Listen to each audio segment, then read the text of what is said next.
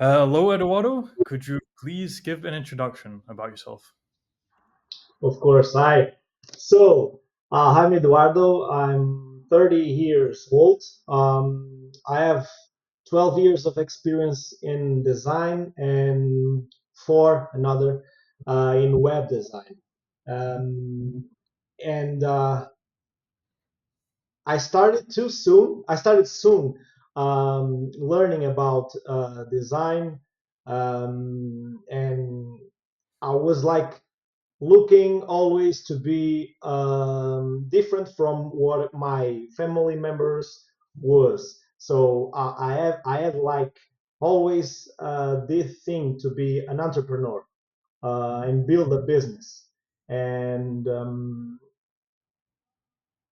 and knowing the real world was very important to me because it showed me how we can build a business, things that they don't teach us on school, for example. Yep. So you were 18 when you began designing. Why did you decide to join the real world? What was the point there that made you actually take that step to join? Let me correct you. It's not 18. I started with 14, 15 to start learning about design. It's 12 years plus 4, right? Ah, okay, okay, okay. So I started learning about design with 14, 15, more or less, because it was something that I tried the first time, and I see that I could do something with that, you Mhm. know. And what was the question? Sorry.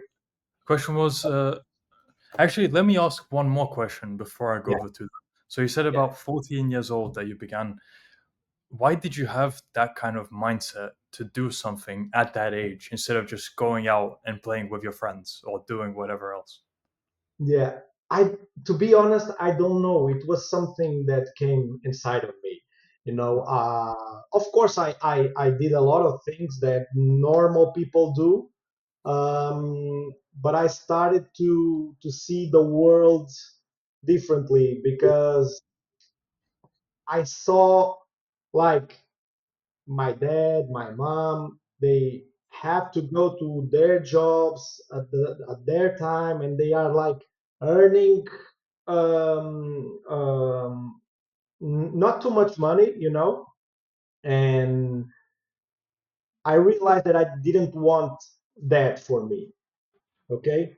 Although when I like start learning and I finish the school and I start looking for a job to gain experience in my niche in design. And when I found my first job in an agency, I like start doing some external jobs to friends, and I just started earning more money from the externals that from the agency, so I started to realize that probably the way for me, it's working for me and not working for anybody else, um and and when I started to working with my friends and other businesses, um something happening in my life, and I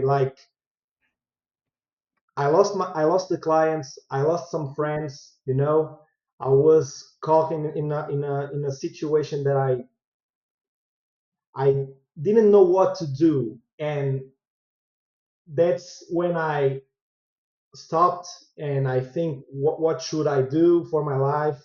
And it was when I said it to me that I wanted something different, and it was there that I entered to be a cop.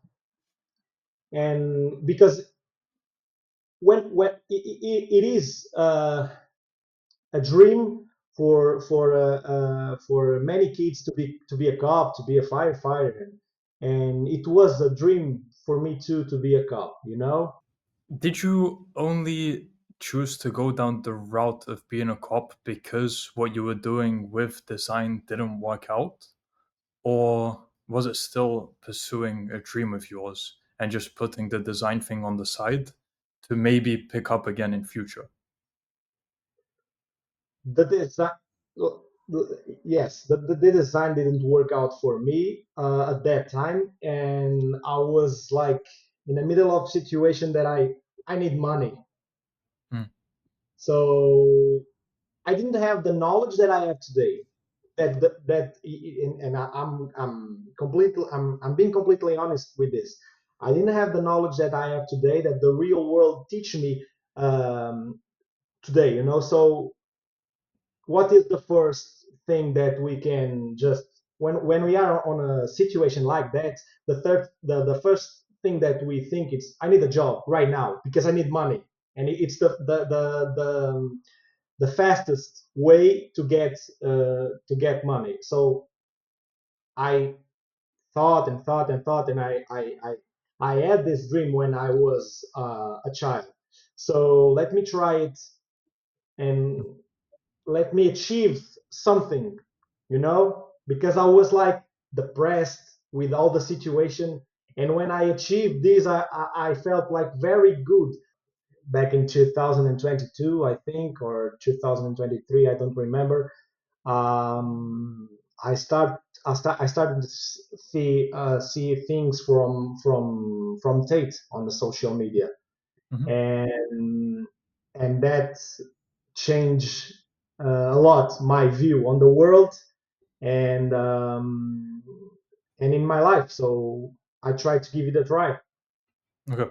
So next question will be something I asked initially, but then we got derailed because I was interested in more about your past. Why did you join the real world then? What was the point that actually made you decide to take that step and join? Well, so I was in a situation in my life with with something, and something that was with me, and I wanted. I started to share that I wanted something different for my life, and because of that, the people that are with me, they just like live in a normal world, and they don't chase dreams, they don't chase, sorry, different things. and it was when I start to scrolling and start to trying to find different things to do, and it was when the Tate brothers start to appearing on my social media, and their content caught my attention, and so and I started to identify myself with some of their content, you know. And I saw that they already had like the Hustlers University, and they were launching the real world. Um, and I saw it was just $49, you know. So I figured out like, if I lost the money, I could make it back because I was in a job, so that was not a problem for me. If I didn't lose it, I could learn to make even more money with what they teach. So Like, I took the leap, you know. It's yep, yep. And which campuses did you get into when you joined? SMCA, the social media client acquisition campus, with the best in the world, Dylan Madden. So yeah, Cool, cool. Okay, so you're not falling for the propaganda of Arno saying Business Mastery Campus is the best campus. In your no, eyes, Dylan Madden. I like Arno's content.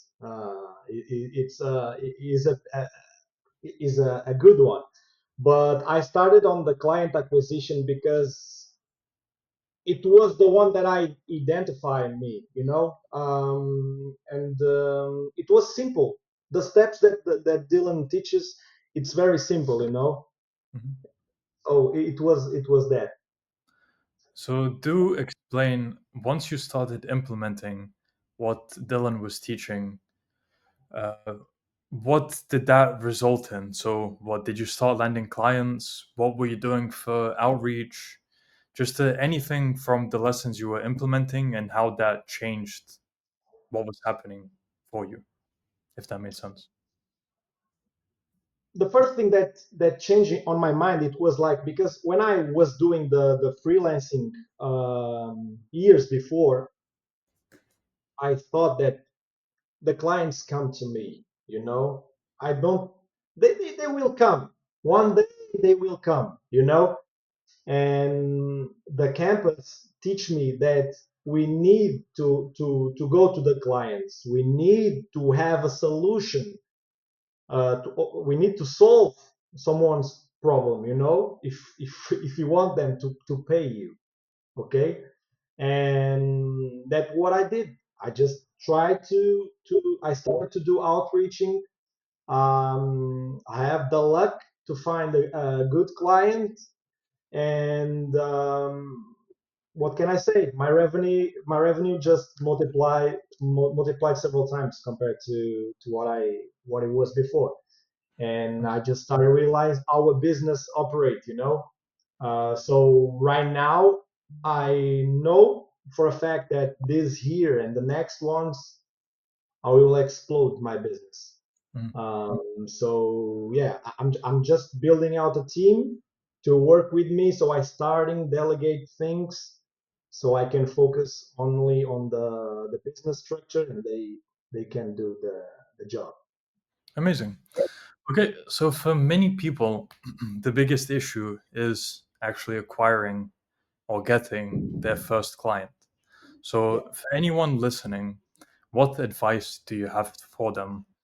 Whether it's how they structure their outreach or how they get onto the sales call, just anything, advice to help them land that first client. What would you say? I think that mostly the biggest problem that I see with people, and I I I I think that they need to be consistent with the outreach. You cannot send like 10 messages or 10 DMs and think that you are going to get 10 clients. That's not the math. So you have to be consistent every single day with the outreach, with DMs, cold calls, cold emails.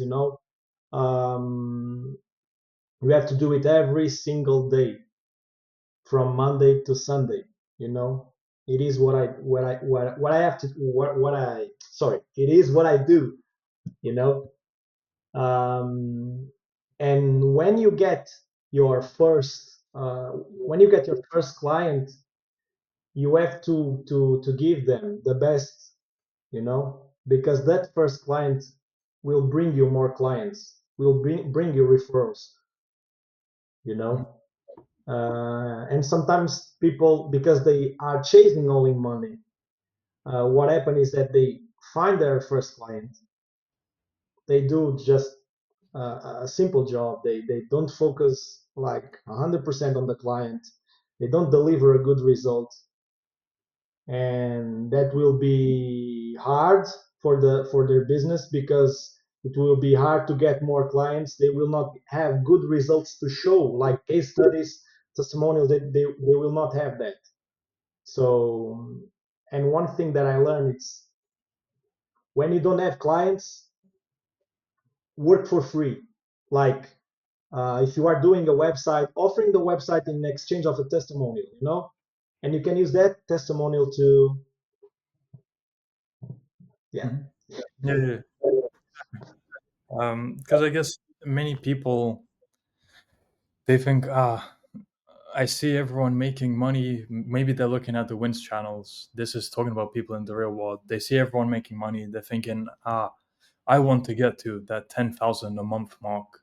So then they start charging clients that are responding to their messages, even though they don't have experience. They're still trying to charge high prices.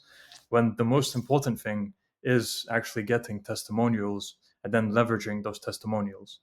So yeah, it was very well said by you. 100%.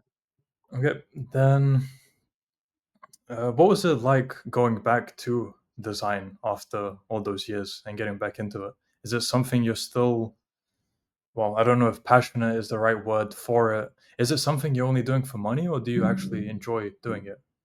The design, Yeah. yeah, I know. I really enjoy to do design. It's something that I still today I love to do it. Hmm.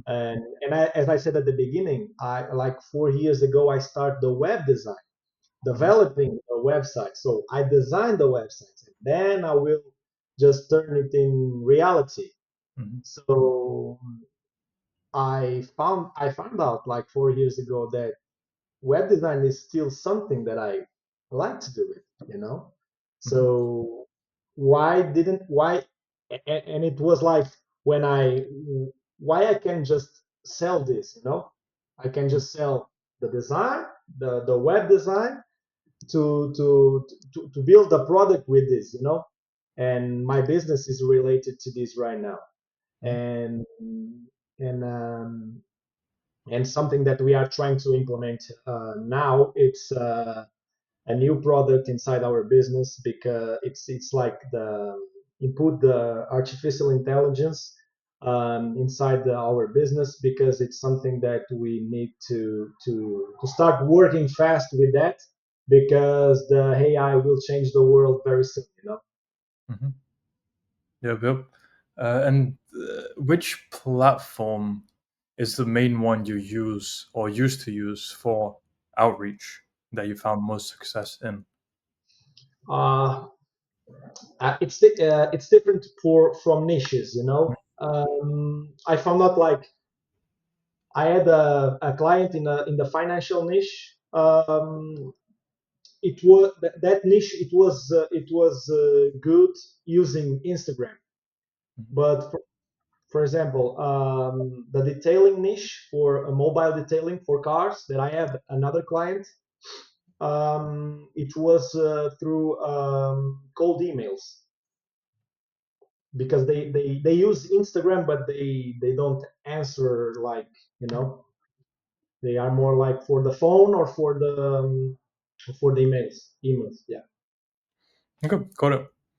Cool, completely makes sense. And then you said you're looking to outsource and start scaling it. Do you know people who you can outsource to, or will you use some kind of online job site for that? Yes, I started using like Upwork and Fiverr, for example, to find people to help me in my business. Okay.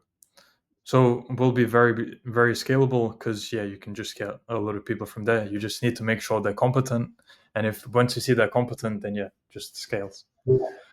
Cool. Then what does your average day look like now compared to before you joined the real world? What has changed? It's changed a lot, because for me, my day, it's a little bit complicated, because of the job that I had. My schedule change every day. So I have to adapt, and once again, Dylan teachings about time management was very important to me, so I can manage the day. So, but I will give you an example. Just if I have to go to my job at 8 a.m. and leave at 4 p.m. When I get to my office, I start working on my business, like from the 4 p.m. to midnight. So I'm always working. I try to find balance, to have time with my wife. That she had an important role in my life, 100%. When I need like some advice for something that I have to make a decision on something, I will talk to her, and she will advise me.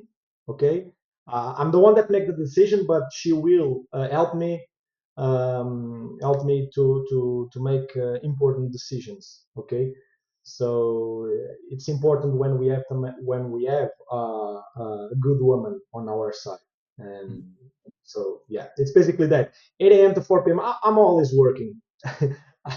So I need to adapt. Like if I enter at 4 p.m. to midnight, I have to work from 8 a.m. to 4 p.m. So I go to my job, you know. So anyone that thinks that, oh my God, I don't have time because I have a normal job, you know, that's not true. You just need to manage your time. Mhm. Yeah, very well said. And it's Yeah, great that you have such a supportive woman by your side. Not 100%. everyone has that kind of privilege, so amazing. Yeah. And then, what kind of an impact has Tate had on you and the things you've listened from him? So when is content at the beginning, it was like very aggressive. Okay, there is something that I agree and other things that I don't agree. It's normal. We don't have to agree with everything, you know. But the masculinity part and when like the masculinity part, what they teach about being a man, you know, it was very important to me because at that time I was having some problems, and their teachings was very important to me to see things, you know, and start realizing how a man should be in life. So I have to make some decisions in my life. And when you make some decisions in your life and you start and things starting working out, God will be in your favor, you know. And God brings me this beautiful girl that I have, this a beautiful support that I have, you know. And it was because of some Tate teachings that I started to see things differently, Mhm. and things start to happen, you know. It's Mhm. basically that. Amazing. All right, love to hear that. And let's see. Uh, I guess, is there anything to add for future plans? Maybe personal plans or anything, or have you already said most of it? I think that I already said most of the things. Of course, that people that are watching this will ask themselves, like, if he's making so much money, or if he's making so much money, why he's working on a general job? Mhm. Because this is not a general job. I'm a cop, you know, so it's not too easy to leave, you Mhm. know. But I'm working on it to see that happen very very soon. Mhm. Okay. And you're not saying you will leave. It's just you're saying it's a different kind of job, basically. Yeah. Is what you're basically saying. Okay. Then I guess I can wrap up with a final question then. So, for people who are unsure about joining the real world because they're thinking they might get scammed for $50, what advice do you have to them? What I can tell to that people is join and see for yourselves. As I said, if you lose the money, you could make it back. If you don't lose the money, you are going to make more money. So there is a lot of content inside the real world. So $49 is too cheap for what we have inside the platform. You know, we have the SMC campus, we have crypto, we have a lot of things. So give it a try. Why not? Don't believe in like whatever that haters said on the internet about everything, because they are always angry with everything because they have miserable lives. So it's the truth. Give it a try. Very well said. And I guess I do want to add one more question. Yeah. So, had you not joined the real world, what plans did you have? Let's say the real world didn't exist. Mhm. Where was your life heading, and what plans did you have? If the real world didn't exist, I know because I know me.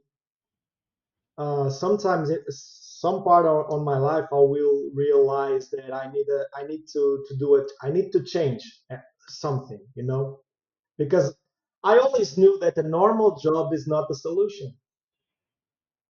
I just entering the normal job because I needed money. I didn't know anything about how to build a business or something like that. I was just freelancing, making some money here, making some money there, and I didn't have the knowledge what is a business, how to build a business, because they don't teach that in school. My father and my mom, they had normal jobs, and they didn't have the knowledge to teach me too. So I didn't have that part from my family. They did the best they can, of course. I'm not saying. So they did the best they can with me. But I know for a fact that if the real world didn't exist, I will find out a solution, because I always find. Mhm. Yep. Makes sense. So this was just something that gave you the guidance that you needed, but even without it, maybe it would have taken you longer, but you still would have found something to do. So Yeah, makes and let me say just this, because the real world, it's not just learning things from videos or from a professor.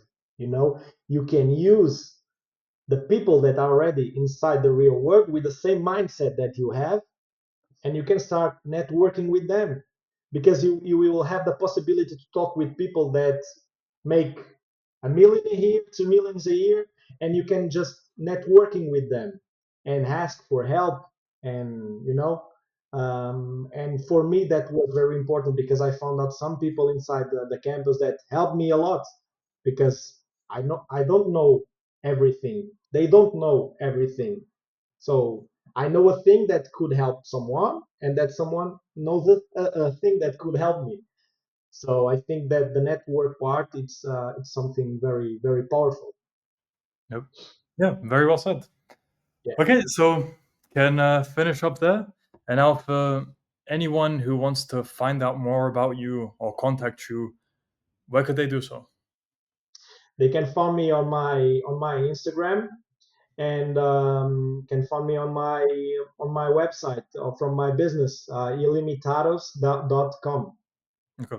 So both the Instagram and the website I'll add to the description of the video. So anyone who's interested, check in description. And yeah, Eduardo, thank you for coming on. It was an interesting story you spoke of, starting design at 14, 15 years old, then facing some pretty dramatic issues. From what I understood, you didn't want to go too in depth into them, so I didn't pry, I didn't ask further. But you had to give up design for a while and then get a job as a cop, which was a childhood dream at the time. And now you're back because of the real world. You're back to design, and you're really enjoying it and actually scaling it and seeing good results. And I'm sure you'll be able to scale it exponentially. So it's great to hear. Um, and thank you for coming on and sharing that. So we can do a follow up in future as well if you want to at any point to get a update on your progress. But until then, I wish you all the best. Thank you very much. Thank you for having me.